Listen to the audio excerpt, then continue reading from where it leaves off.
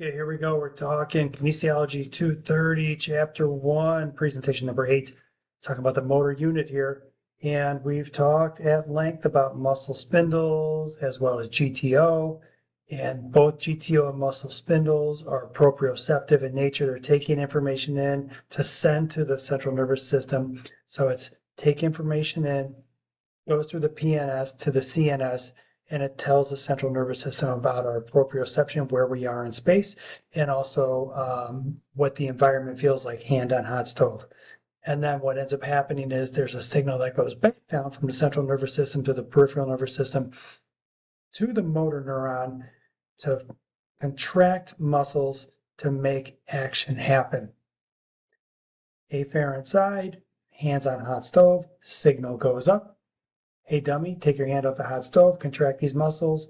That's sent down to the motor neurons. So that's on the efferent side. So realize if you ever see a true false question that the motor neuron is on the afferent side, that would of course be false because it's on the efferent side of the equation. All right, let's go ahead and keep rolling here. And so the motor neuron is, and we talked about this, it's the motor unit is a motor neuron and the muscle fibers it innervates. We've already talked about this. And it's found on the efferent side of the process. And we also know that all of the fibers in a given motor unit are the same fiber type. Now I have to ask, do you recall what these are? There's 3 of them. Move myself out of the way here. And, it's the motor neuron that actually determines the fiber type.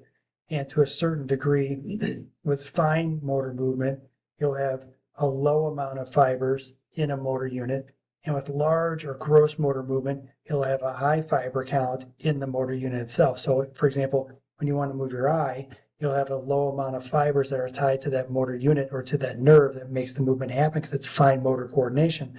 And it's the converse when you want to do leg press or squats.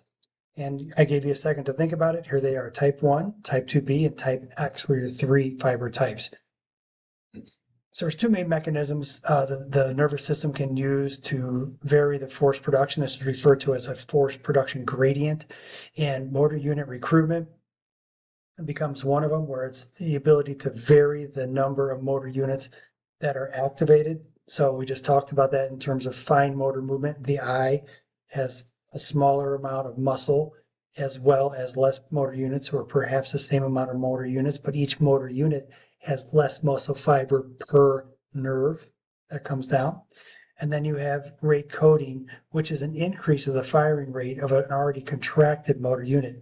And if you think of this in terms of you have 0 to 100 contractibility, and you go from 0 full rest up to 80%, then it comes back down to 50. But before it can fully recover back down to 0 again, there's a contractile signal that goes to 85, comes back down to 50, goes up to 90, comes back down.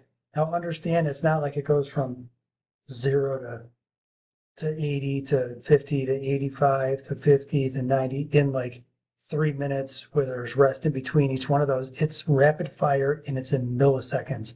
And, it's a case where you have a summation, as it's called, of firing that allows for a greater amount of force production. Now the book kind of jumps into it a little bit here, but there's certainly more to be learned on this topic, but not quite right here in chapter 1 of our book. So I'm going to go ahead and move on.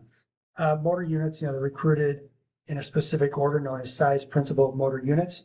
Size principle motor unit recruitment.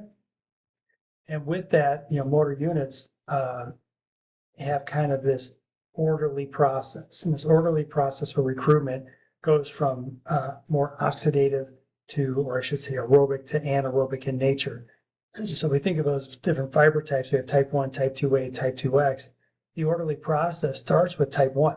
And these are recruited first. They're low threshold, meaning they're also very highly oxidative in nature. These are type 2A, which were your fast oxidative glycolytic, and is EPO-G. And then you have type 2X, which are very much anaerobic, and they're recruited last. So you have this orderly recruitment pattern that goes from very oxidative to anaerobic.